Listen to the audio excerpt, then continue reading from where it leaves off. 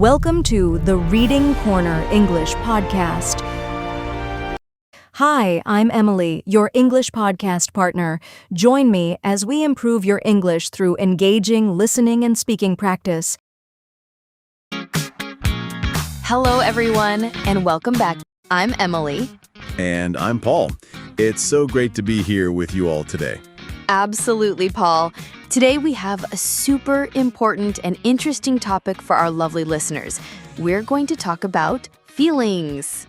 Yes, feelings. It's something we all have, right? Happy, sad, excited, all of them. And learning to talk about them in English is a fantastic step in your language journey. It really is. Before we jump in, a quick, friendly reminder to everyone watching or listening, please share this episode with your friends who are learning English and hit that like button. It really helps us a lot. And we love seeing your comments too. Let us know what you think. Okay, Paul, let's start with why talking about our feelings is so important. Sometimes it can feel a little bit difficult, right? Yes, it can. But it's so good for us, Emily. When we talk about how we feel, it helps our mental health. It's like letting out a little bit of what's inside. Exactly. It's not good to keep everything inside. And when we express our feelings, it helps us with communication. People understand us better. That's true. If I'm feeling happy and I tell you, Emily, I'm so happy today, you understand me better. And it helps our relationships too, with friends, with family. Oh, totally. If I'm feeling a bit sad and I tell my friend, I'm feeling sad today, my friend can say, "Oh, I'm sorry to hear that. Can I help?" It builds a stronger connection. It's like a little bridge between people. That's a great way to put it, Emily. So talking about feelings is good for our mind, good for understanding each other, and good for our friendships. Wow. Yes. Wow. Now, for our amazing English learners, let's go over some basic words for feelings. These are words you hear every day. Absolutely. Let's start with some easy ones. The first one everyone knows is happy. Yes, when you smile, when you laugh, you are happy. Like right now, I'm feeling happy talking to you, Paul. Me too, Emily. Then we have sad. When you cry, when you feel a bit down. Oh, yeah. Like when it rains all day and you wanted to go outside, you might feel a bit sad. Right. And then there's angry. When you feel hot, maybe you want to shout a little. Like when you miss the bus, you might feel a little angry. Oh, yes, that's a good one. And what about tired? When you want to sleep. Oh, I feel tired sometimes after a long day of talking on podcasts. Just kidding. But seriously, after a long day, you feel tired. Good one. And excited. When something good is going to happen. Like before a holiday trip, you feel so excited. Yay! Exactly. And scared. When something makes you feel a bit afraid. Like watching a spooky movie, you might feel scared. Ah! Or when you hear a strange noise at night. And finally, for our basic list, nervous. When you have a big test or you have to speak in front of people. I remember feeling nervous before my first podcast, but now I feel happy. See, practice makes perfect. Now, a very important tip for our listeners, the difference between I feel and I am. Oh, yes, this is very useful. When we talk about feelings, we often say, I feel happy or I feel sad. That's right. It describes your current state, how you are feeling right now. But you can also say, I am happy or I am sad. Both are correct. Yes. So you can say, I feel tired or I am tired. Both mean the same thing. Don't worry too much about the difference at this stage. Just pick one and use it. Perfect advice, Paul. Okay, now let's try some more specific feelings. These words can help you describe how you feel in more detail. Ooh, I like this. First, frustrated. This is when you try to do something, but it's very difficult and it's not working. Yes, like when you try to put together some furniture and the instructions are unclear. You might feel very frustrated. Brr. Exactly. And overwhelmed.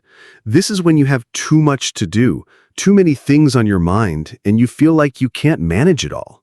Oh, that's a common one for students, right? Too much homework, too many tests. You might feel overwhelmed.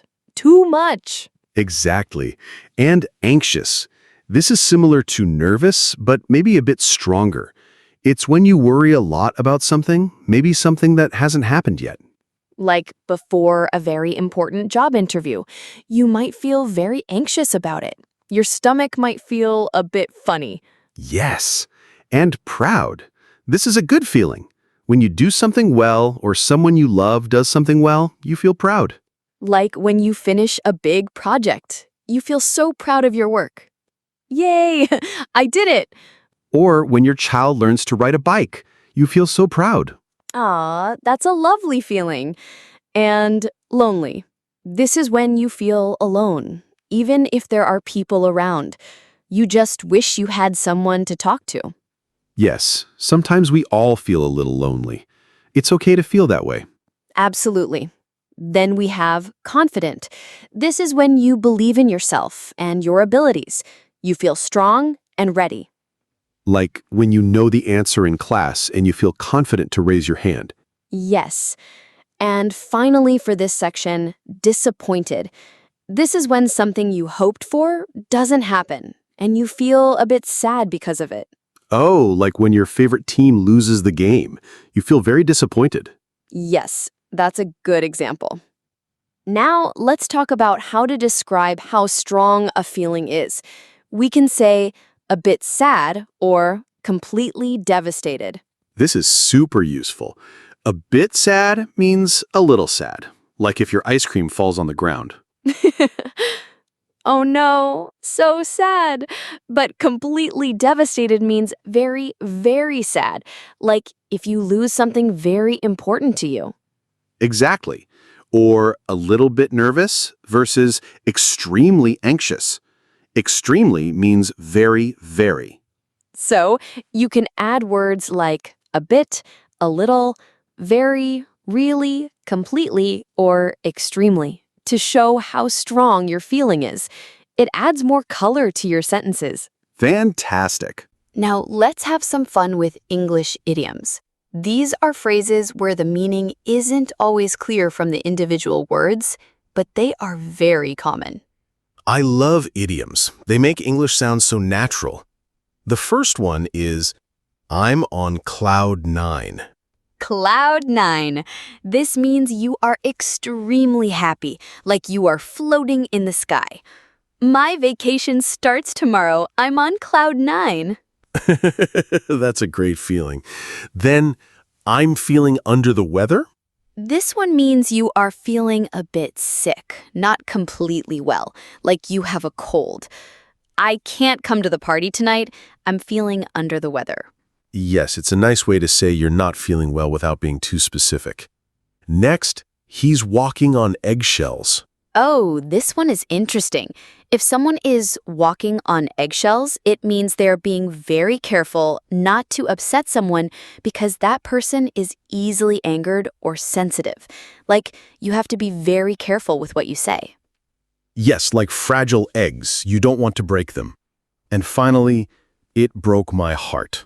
This means something made you very, very sad or deeply disappointed. Like, when my dog ran away, it broke my heart. Oh, that's so sad, Emily. These idioms are really fun, but they take a little practice to remember. They do, but hearing them and using them will make them stick. So, we've talked about how to say how we feel. Now, how do we ask others how they are feeling, right? Yes, it shows you care. A simple one is, "How are you?" But sometimes people just say, "I'm fine." If you want to know more, you can ask, "How are you really feeling?" That's a good one. It shows you are truly interested. Or if someone looks a little sad, you can ask, do you want to talk about it? Perfect. It gives them a chance to share, but they don't have to if they don't want to. It's an open door. And another one, if someone seems deep in thought or worried, you can say, is something on your mind? Ooh, I like that one, Paul. Is something on your mind? It means, are you thinking about something difficult? Or are you worried? These are very gentle ways to ask. These questions are so helpful for connecting with people. And after someone shares their feelings, how do we respond?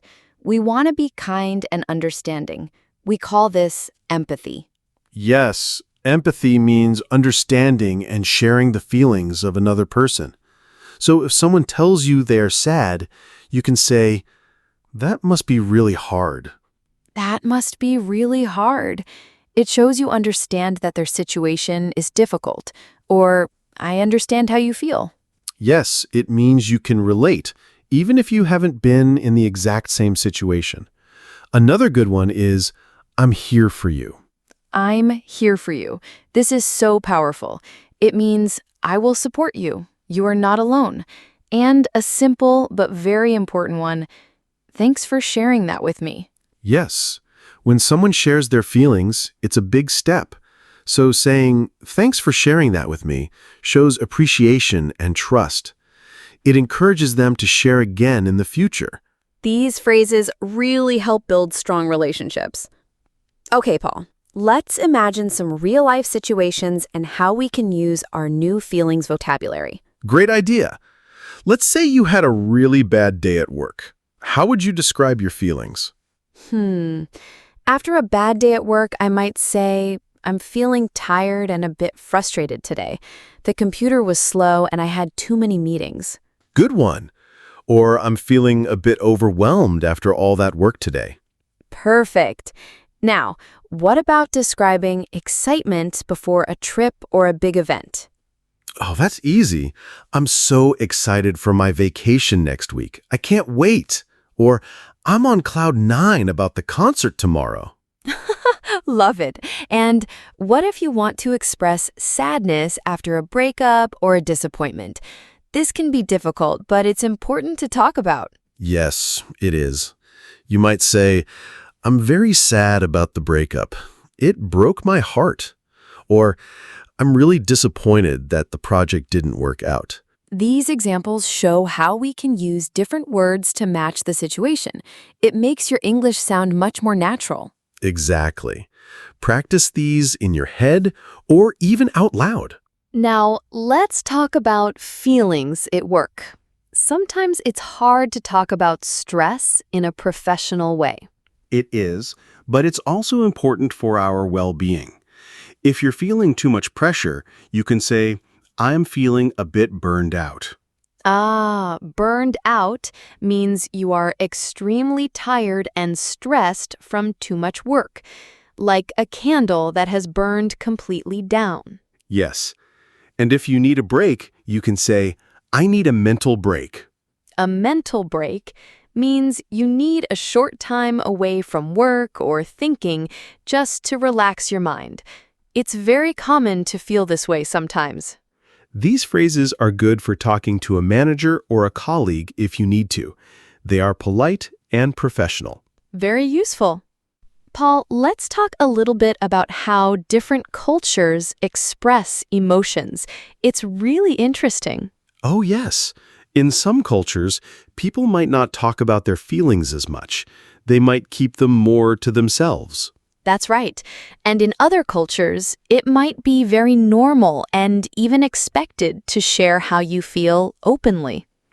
Sometimes, English can feel a bit more direct or open when talking about feelings compared to some other languages. Yes, exactly.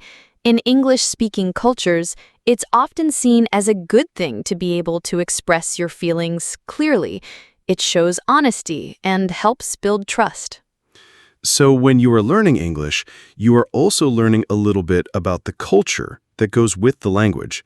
It's part of the journey. Exactly. Don't be shy to try expressing yourself. It's a skill, just like learning grammar. Okay, Paul, we're almost out of time, but before we go, what are some final tips for our listeners to improve their emotional vocabulary? My first tip is keep a feelings journal in English. Ooh, I love that. Every day, write down how you feel. Today, I feel happy because, or today, I feel a bit tired because. Yes, it helps you practice using the words. And my second tip is practice describing your day using emotional language. So instead of just saying, my day was good, try to say, my day was a bit stressful at first, but then I felt very proud of my work. Exactly. The more you practice, the easier it becomes. Don't be afraid to make mistakes. That's how we learn. That's fantastic advice, Paul. And remember, everyone, talking about your feelings is a journey, both in English and in life. Be patient with yourself. Absolutely. And we are so proud of all of you for learning and growing with us. Well, that's all for today's episode. Thank you so much for joining us. Yes, thank you. Remember to subscribe to our channel, share this video with your friends, and hit that like button. And we would love to hear from you. Leave a comment below and tell us, how are you feeling today? Or what was one time you felt super excited? We can't wait to read your comments. See you next time, everyone. Bye-bye.